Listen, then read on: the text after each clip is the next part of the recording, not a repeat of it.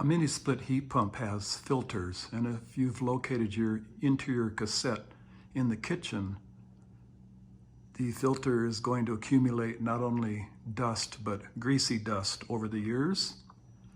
I have ignored cleaning mine for 2 years, and this is the result. It was full of dust that is greasy. After soaking it in this dishwater with detergent for 15 minutes, it was able to come loose with this soft brush. I worked on it from both the back side and the front side. But you can see that the dust just rolls up until it has succumbed to the detergent.